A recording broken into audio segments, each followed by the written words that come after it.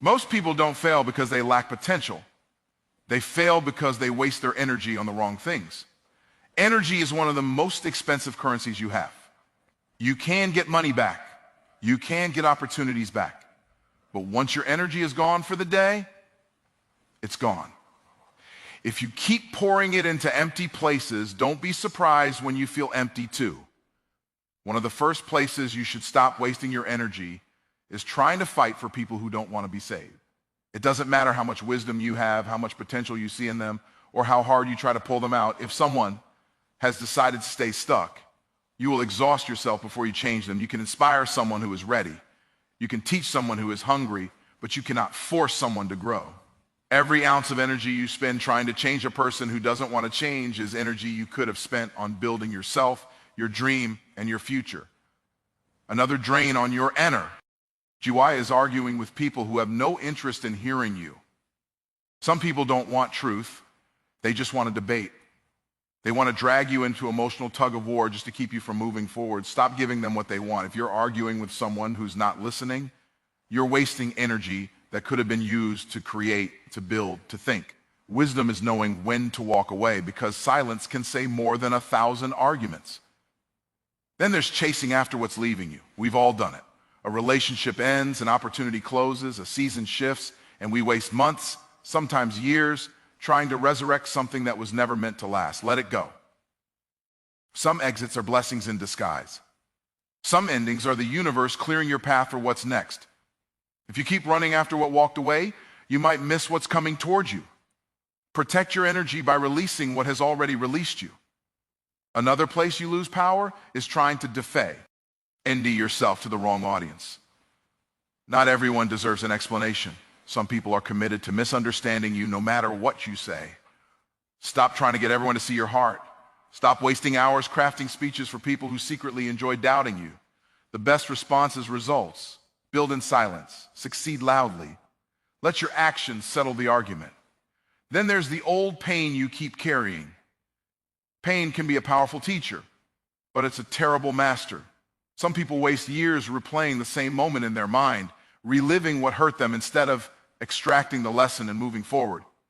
Every time you revisit old wounds, you spend energy on something that will not change. Stop renting mental space to memories that drain you. Forgive, release, and free up that energy for your future. Finally, stop trying to control what you cannot control.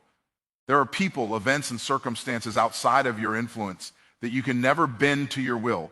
The more you fight to control them, the more frustrated and powerless you feel. But here's the truth. You don't need to control them. You only need to control you, your mindset, your decisions, your habits, your response. The more you master yourself, the more peace and power you'll have, even in the middle of chaos. Your energy is too expensive to spend it on what doesn't pay you back.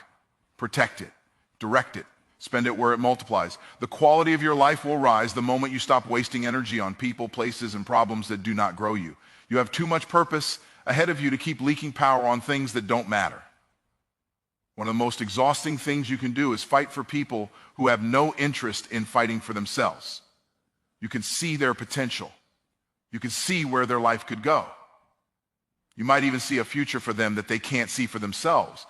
But if they are determined to stay where they are, all your effort becomes a drain, not an eye. Investment. You can't want their breakthrough more than they do. You can't want their success more than they are willing to work for it. It feels noble to keep pulling on them, to keep encouraging them, to keep rescuing them. But at some point, you have to ask yourself if you're saving them or just stopping them from facing the pain that might finally wake them up. Sometimes the most loving thing you can do is step back and let life teach them what your words could not.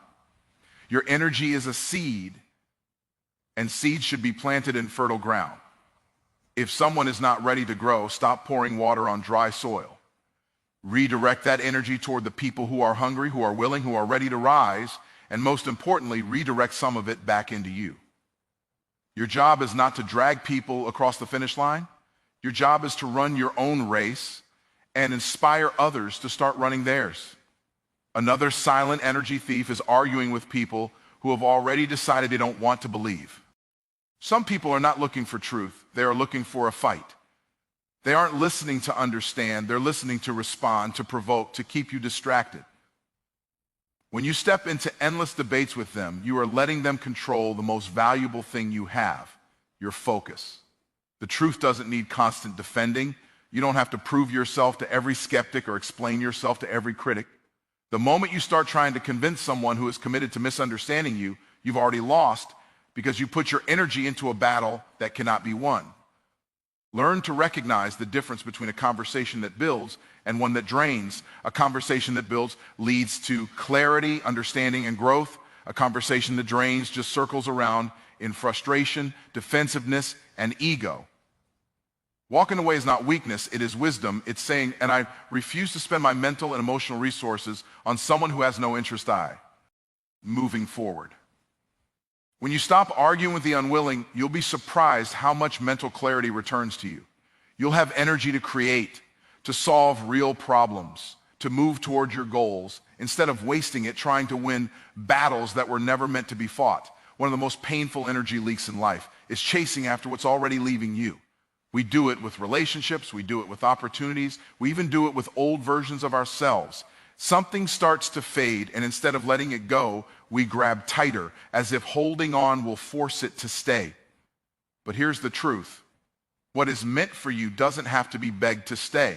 When someone decides to walk away, let them go. When a door closes, stop standing there staring at it. When a season of your life ends, stop trying to relive it. Chasing after what's leaving you keeps you stuck in the past and blind to the new opportunities being placed in front of you. It's like running after a bus that has already left the station. You exhaust yourself, you get frustrated, and you still don't end up where you wanted to go. Everything that leaves your life creates space for something else. But if you keep wasting your energy holding on to what's gone, there's no room for what's next. Trust that endings are often divine setups for better beginnings. Trust that what's for you will stay, and if it doesn't stay, it was never truly yours. The sooner you stop chasing what's leaving, the sooner you start attracting what belongs in your life. Your energy is too valuable to spend on things that are already walking out the door. Let them go and put that energy into preparing for what's coming next. One of the quickest ways to drain your energy is trying to explain yourself to people who have no interest in understanding you. Some people are not asking for clarity. They are looking for confirmation of the negative picture they already painted of you. No matter how carefully you choose your words, no matter how many times you repeat yourself, they will twist what you say to fit the story they already believe. When you keep defending yourself to the wrong audience, you end up fighting a battle you cannot win. You wear yourself out trying to convince people who secretly enjoy doubting you. And here's the hard truth. You don't owe everyone an explanation.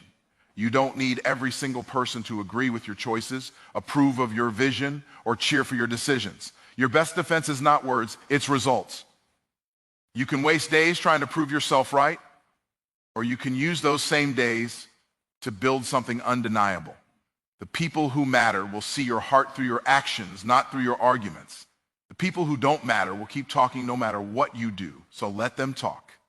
Every minute you spend defending yourself is a minute you could have spent creating, building, moving forward. Don't let the wrong audience become a roadblock on your journey. Keep walking. Keep working. Keep producing results so big they silence the debate. One of the heaviest loads you can carry through life is old pain. Pain has a purpose. It teaches, it shapes, it refines, but it was never meant to be a permanent place of residence. Too many people take a temporary wound and turn it into a lifelong identity.